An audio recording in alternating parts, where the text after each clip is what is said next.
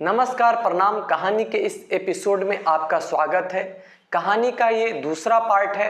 प्रथम part video जो है अपलोड हो चुकी है। प्रथम पार्ट में आपको सुनने को मिलेगा कि कैसे एक लड़की हीरोइन बनने के लिए मुंबई जाती है। मुंबई में प्रोड्यूसर, डायरेक्टर और भी लोग उनका 1.5 साल तक यौन शोषण करते हैं। उसके बाद वो भाग कर आती है। फिर उसे पता चलता है कि वो HIV एड्स से पीड़ित है।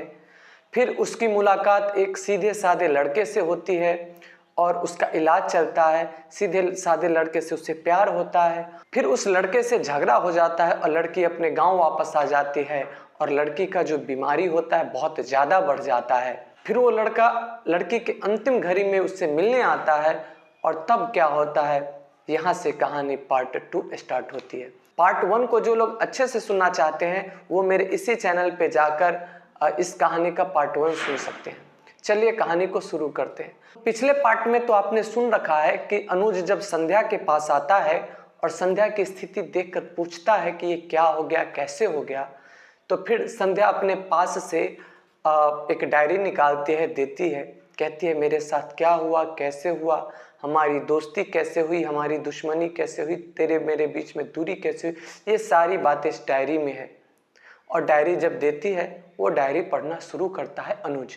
उस डायरी में लिखी हुई होती है कि मैं तो बहुत पहले ही मर जाती, लेकिन तुम मिले तो मुझे उम्मीद मिल गई, मुझे जीने की एक उम्मीद मिल गई, मुझे एक सहारा मिल गया। तुम छूटे, मेरी उम्मीद छूटी, मेरा सहारा छूट गया और अब मेरे बचने के कोई चांस नहीं। उस डायरी में बहुत सारी बातें लिखी हुई थी कि कैसे मिले, किस तरीके से मिले।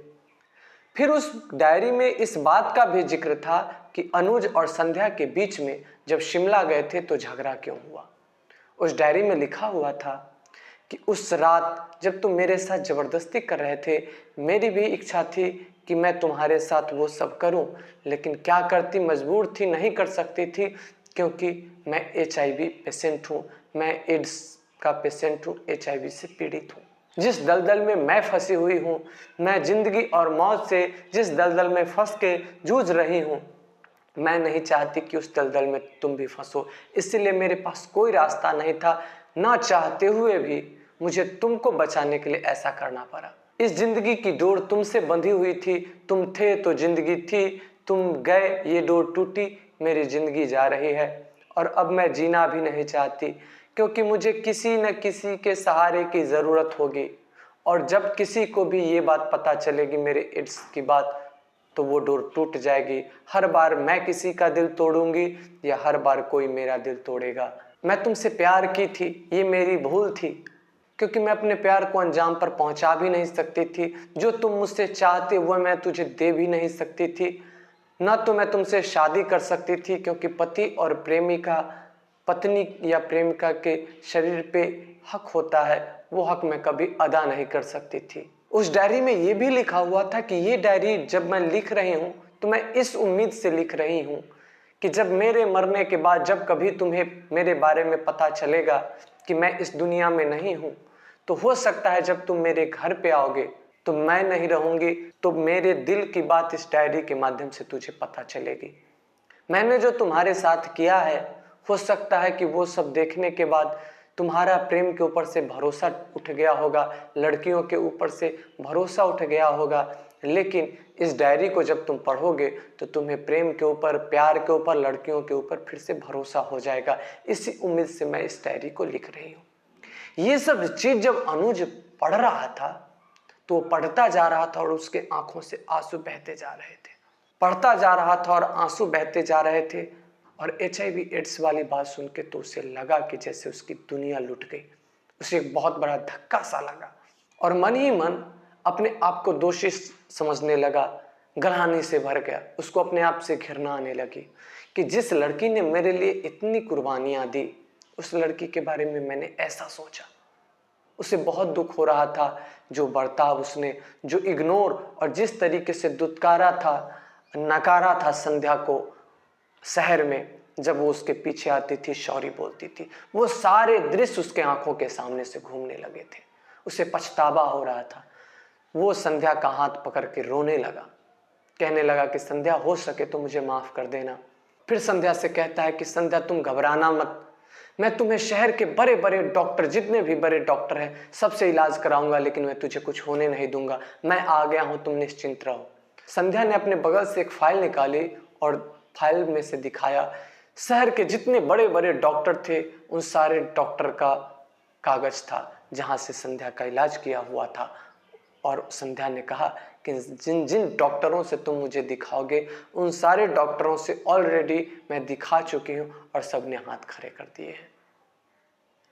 तुम अब मेरे लिए कुछ नहीं कर सकते। अगर तुम मेरे लिए कुछ कर सकते हो तो सिर्फ एक काम कर सकते हो, वो काम ये है कि जब तक मैं जिंदा हूं तुम मेरे साथ रहो, मुझसे अच्छे से बात करो, मुझसे प्रेम से बात करो, और जब मैं मरने लगूं तो मेरा सर अपने गोद में रख लेना और मेरे बालों को सहलाने लगना। संध्या के मुंह से मरने की बात सुनकर अनुज संध्या का मुंह बंद कर देता है। कहता है कि पागल, ऐसी बातें क्यों कर रही हो, तुम्हें कुछ नहीं होगा, मैं आ गया हूं।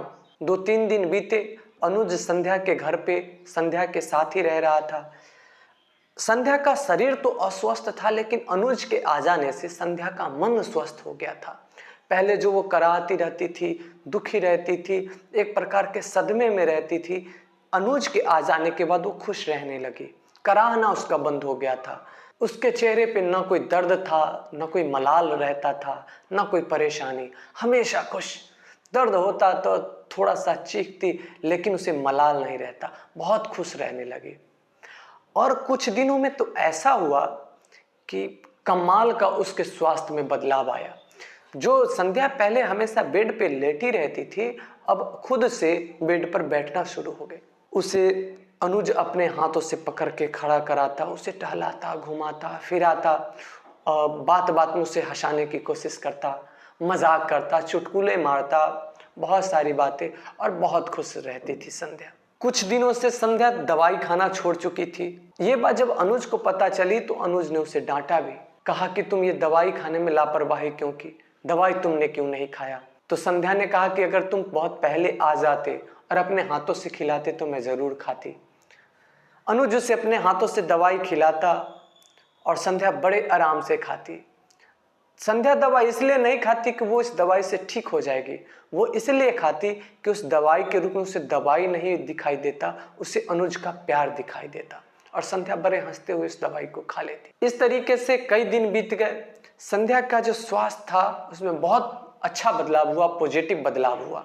कभी कभी संध्या कहती कि मेरी इस हालत का जिम्मेवार तो अनुज तुम हो, कि जब मैं वहां से भाग आई, तुम अगर मेरे पीछे आ जाते तो शायद मेरी हालत ऐसी ना होती। मजाक मजाक में ही कहती, दोष नहीं देती, लेकिन हंसी मजाक में कहती।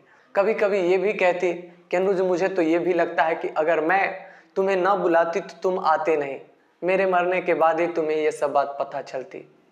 और अनुज को ये सब बात सुन के बड़ा दुख होता, अपने ऊपर गलानी होती, रोता। फिर संध्या उसको चुप कराती, कहती मैं तो मजाक कर रही हूँ।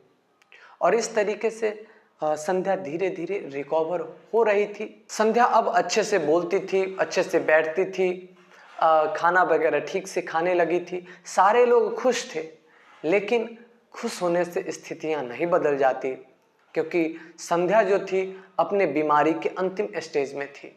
आज रात के 2 बजे संध्या बहुत जोर से चीखी चिल्लाई, इतनी जोर से चीखी चिल्लाई कि उसके घर के सारे सदस्य जमा हो गए।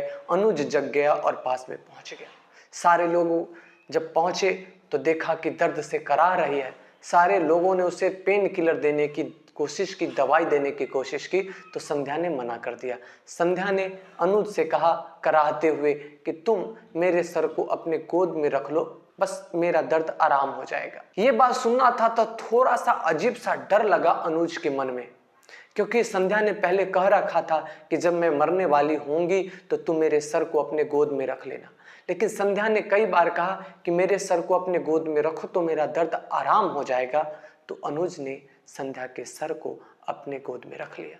संध्या के सर को अपने गोद में रख तो लिया, लेकिन साथ में ये भी कहने लगा कि संध्या तुम पेन किलर खा लो, दवाई खा लो, तुम्हारा जो ये दर्द है ये बढ़ता जा रहा है, दवाई खा लोगी तो आराम हो जाएगा। संध्या बोली कि नहीं, मैं पेन किलर नहीं खाऊंगी। फिर संध्या ने कहा कि ऐसा करो, अपना हाथ मेरे हाथ में दो, मैं जब तुम्हारे हाथ को कस के पकड़ूंगी तो मुझे सुकून मिलेगा। जब मैं तेरा हाथ पकड़ूंगी तो मुझे पता है कि मुझे बहुत सुकून मिलेगा और मेरा दर्द भी चला जाएगा। संध्या के जिद के आगे अनुज झुक जाता है और संध्या के हाथ को अपने हाथों से पकड़ता है, संध्या के कलाई को अपने कलाई से पकड़ता है। संध्या अनुज के कलाई को पकड़ती है, अपने हाथों में इस तरीके से फंसाती है और फंसाकर उसको दबाना शुरू करती है। दबाते दबाते इतनी जोर से दबाती है, बड़ी जोर से बहुत ताकत लगा के दबाती है और एकदम से फिर वो जो पकड़ होती है संध्या की वो कमजोर हो जाती है। संध्या का जो चीखना था, कराहना था, वो बंद हो जाता है, क्योंकि संध्या का प्राण, संध्या का जान जा चुका होता है और वो जो उसकी अंतिम ख्वाहिश थी कि मेरी जान अनुज के गोद में निकले, वो हो जाता है। अनुज संध्या के लाश को अपने शरीर से चिपट के बहुत जोर से चिल्लाने लगता है, रोने लगता है और उसे अपने किए हुए पर पछतावा होता है। संध्या जिंदगी में असफल रही लेकिन प्रेम में सफल हो जाती है, जबकि वही अनुज जो जिंदगी में तो सफल रहता है लेकिन प्रेम में असफल हो जाता है। दोस्तों, ये जो कहानी मैंने आपको सुनाई, ये कोई सच्ची कहानी नहीं थी। इस कहानी को आपको सुनाने का उद्देश्य मेरा ये था कि जिससे कि आप लोग प्रेम को समझ सकें, एड्स के बारे में थोड़ी सी जानकारी ले सके। इस कहानी की रचना मैंने खुद की थी। आपने इस कहानी के माध्यम से जाना कि प्रेम किस लेवल तक होता है और आपने यह भी जाना कि एड्स की अगर किसी को बीमारी हो तो वो छुआछूत की बीमारी नहीं है, उसमें कुछ ऐसी चीज़ें हैं, 3-4 प्रिकॉशन हैं जिसको अगर किया जाए तो उसके बाद फिर एड्स एक दूसरे से नहीं फैलते। एक तो ये कि ये यौन संबंध से फैलते हैं, दूसरा ये कि ये एड्स से पीड़ित लोगों का अगर ब्लड चढ़ाया जाए उससे ये फैलते हैं, और तीसरा ये कि अगर किसी के माता पिता एड्स से पीड़ित हैं तो फिर उसके बच्चे में भी इसके होने की संभावना है। ये बस 3-4 तरीके हैं जिससे एड्स एक दूसरे से फैलते हैं, अन्यथा किसी के साथ बैठने से, किसी से बातचीत करने से एड्स जैसी बीमारी एक दूसरे में नहीं फैलती। इस कहानी की रचना मैंने इसी उद्देश्य से की थी जिससे कि आपको थोड़ा सा भावनाओं के स्तर पर सैर कराया जाए और आपको थोड़ी सी एड्स के बारे में जानकारी दी जाए। दोस्तों, आपको कैसी लगी ये कहानी आप मुझे कमेंट करके ज़रूर बताइएगा। और हाँ, जब भी आप कमेंट करें तो अपना नाम, अपना पता जरूर लिखें जिससे कि मैं अगली वीडियो में उसका जिक्र कर सकूं। साथ ही मैं आप लोगों से कहना चाहता हूं कि ऐसी वीडियो देखने के लिए, ऐसी लाजवाब वीडियो देखने के लिए आप मेरे चैनल को सब्सक्राइब कर दें।